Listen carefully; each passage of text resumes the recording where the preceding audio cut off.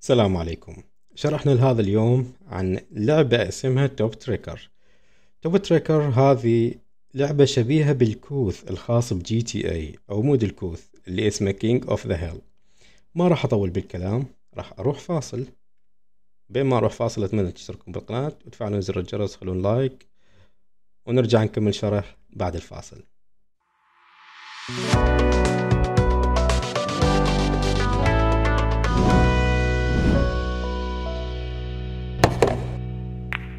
رجعنا لكم. اول شي نحتاجه ندخل للديسكورد، رابط الديسكورد بالوصف راح يكون باول تعليق.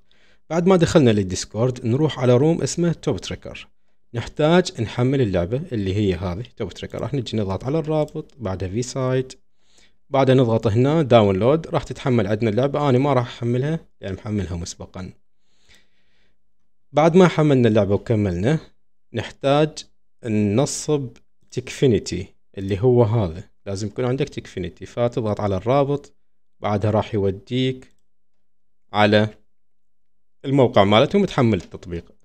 طيب بعد ما حملنا اللعبة والتطبيق مال تكفينيتي راح نجي على اللعبة اللي هي توب تريكر، نضغط كليك يمين اكستراكت، نفك الضغط عنها، ننتظر بين ما يفك الضغط، بعدين ندخل على الفولدر مالتها ونجي نفتح اللعبة. مجرد دبل كليك راح تفتح اللعبة عندك. تجي هنا تضغط بلاي، تنتظر بين ما تفتح اللعبة. بلاي مرة ثانية، راح تشتغل اللعبة عندك بهذا الشكل. لو تلاحظ أنا إذا أمشي باللعبة إذا أضغط حرف F راح ترسبن عندك أشياء، مثلا هذه الكرات، وإذا أضغط F مرة ثانية يرسبن عندك سيارات F. كل ما أضغط F يرسبن عندك أشياء. شوف رجعني لي ورا، خلي أصعد بعد شوي، انصدم مثل الكوث بالضبط. طيب شلون راح نربطه بالبث؟ شلون راح نخلي المتابعين يتحكمون بهذه اللعبة، يرسبنون هذه الأشياء عن طريق الدعم؟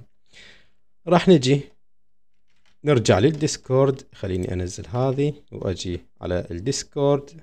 هذا الديسكورد.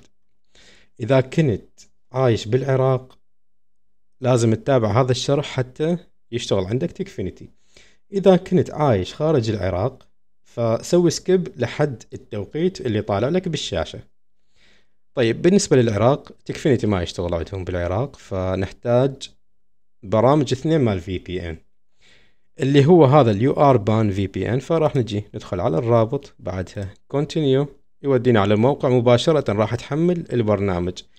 أنا ما راح أحمله أكيد لأن محمله، فراح تحمل البرنامج وتنصبه وتكمل.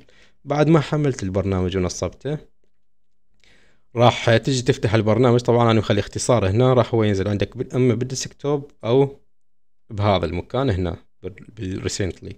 فراح أجي أفتح البرنامج بهذا الشكل. بعدها انتظر بين ما يفتح. فتح عندي هذا هنا. راح أجي أخليه على جيرماني، بعدها أضغط بلاي، خليه يسوي كونكت. خليه أسد التكفينيتي لأن فاتحة. طيب راح ننتظر شوي بين ما يكنك. كونكتد، حاليا صار كونكتد. نجي على تطبيق تكفينيتي، راح نجي نضغط هنا على التكفينيتي.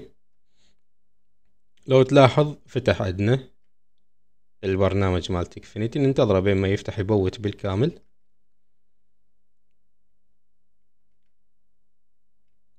طيب فتح عندي البرنامج. هسه راح تقولي ليش احتاج برنامج ثاني للتكفينيتي؟ هذا البرنامج ما تقدر تفتح عليه بث لان كلش ثقيل، فيسبب لك لاج وفصلات اثناء البث. فراح بعد ما فتحت البرنامج راح بس اجي اوقفه واسد البرنامج، وهناك كليك يمين واسد البرنامج. راح اجي على البرنامج الثاني اللي هو السايفون. راح انزل سايفون. لو نجي نضغط هنا في سايت، خلي انتظره بين ما يفتح لان توني سديت الفي بي ان. فهسه راح يوديني على ميديا فاير. طيب بعد تجي تضغط هنا داونلود، تحمل البرنامج وتفك الضغط عنه. بعد ما حملت البرنامج فكيت الضغط عنه، راح تجي تدخل على طبعا ما راح ينزل هنا مثل ما قلت لك، انا مخلي اختصار. فراح نجي نفتح السايفون. بعد ما فتح عندنا السايفون نجي نختار، تتأكد تكون مختار ألمانيا هنا. بعدها راح يتصل السيرفر، المهم يكون ألمانيا. طيب هذا راح نخليه مفتوح حاليا، تكفينيتي شغال عندنا، وراح نقدر نفتح بث على التيك توك بدون أي مشاكل. طيب نرجع لموضوعنا. بعد ما فتحنا تكفينيتي راح نجي على، طبعا تحتاج تسوي حساب، نجي على اكشن اند ايفنت. خليني امسح واحد بس من هذولا، لو اجي امسح هذا واجي امسح هذا. طيب راح نجي نسوي create new action. بعدها هنا انت تجي اما تخلي صورة gift او play audio، تخلي صوت او فيديو، او هنا show alert user، هنا تكتب اسم الشخص اللي ارسل لك دعم ورسالة شكر. هنا تحدد الالوان. طبعا هذه كلها شارحيها بفيديوهات مسبقا، فما راح اتكلم عنها. راح اجي بس هنا مجرد اكتب اسم الاكشن، مثلا اريد الشخص يرسبن لي اكس واحد، يعني في واحد الريسبون. اذا الشخص ارسل لي وردة راح خلي اكتب اكس واحد، حتى بس مجرد اقدر اميز هذا الاكشن خاص بشنو. هذا الاكشن خاص بالاكس واحد او في واحد. بعدها نجي نختار هنا simulate key، بعدها select key، نجي هنا نضغط على F. احنا قلنا اذا F وحدة يضغط، اذا وردة مثلا راح اخليه F وحدة، راح اكتب F وحدة بس. طبعا هنا تجي تخلي enable.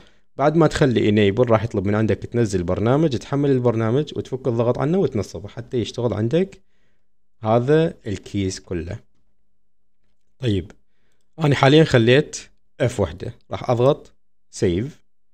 بعد ما سيفت هنا راح نجي نختار السكرين، راح اخلي سكرين 1، بعدها سيف. بعد ما سيفت create new event. طبعا هاي الاشياء كلها نعرفها، كلها شارحين عنها قبل. هنا نجي نختار نوع الجفت، فراح نجي هنا نضغط خيارات، اخلي وردة، اللي يرسل لي وردة تكون ترسبن، الرسبون يكون عندي في واحد، يعني F وحدة فقط. راح اجي اضغط يس. هنا لازم طبعا نختار الاكشن اللي سويناه اللي هو اكس واحد، فراح اخلي اكس واحد هنا اختاره واضغط سيف. خليني ارجع على اللعبة، هذه اللعبة مالتنا. بعدها اجي هنا، لو اجي اسوي بلاي، امشي شوي، حاليا سويت بلاي كأنما اكو شخص ارسل لي وردة. اذا تلاحظ رسبن لي عندي هذه الاشياء، هذه الاشياء بالمقابل راح تكون وردة واحدة. اذا تريد تسويها مثلا الوردة تسوي لك في 3 أو 4، مجرد بس تجي الكيس هذا اللي اخترناه تخليه F2، يعني دبل F أو 3F 4F 5F. أنا ما راح أخليه، راح أخليه F وحدة. راح أدوس كلوز وأطلع من هذا. طيب لو أجي أرجع للديسكورد، إحنا قلنا نحتاج صورة، فهذه الصورة تقدر تحملها وتخليها بالبث عندك. بعد ما دخلنا للرابط مالتها ندوس كليك يمين، بعدها سيف ايمج. بعد ما ضغطنا على سيف ايمج راح نخليها مثلا نختار بأي مكان، بس نسيف الصورة بي. هنا سيفناها. تقدر تاخذ الصورة هذه وتخليها بلايف ستوديو. خلينا نفتح الصورة. هذه الصورة شوف عندي، اللي يرسل لي وردة راح يرسبن سيارات في واحد، اللي قلنا هناك اف وحدة يعني اكس واحد. هنا اللي يرسل لي الفينجر هارت هذه او القلب واصابع، راح يكون الريسبون عندنا في 5. يعني شنو؟ يعني نخلي 5 اف نخلي، وهنا 15 اف وهنا 50 اف. كل جفت بعدد معين من الريسبون. خليني ارجع للعبة ونعطيكم مثال سريع. هذا طبعا بالنسبة للناس الجديدين، يعني لو شخص ارسل لي الفينجر هارت اللي هو القلب ويا اصابع، قلنا 5، فراح اضغط هنا كتست 5 مرات اف، 1 2 3 4 5، راح تكون بهذا الشكل.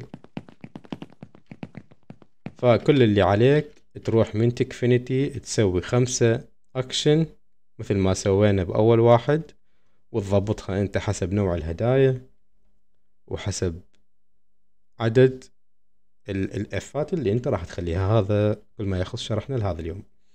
اتمنى اذا استفدت من الشرح تشترك بالقناة، تفعل زر الجرس وتخلي لايك. نلتقيكم في فيديو جديد.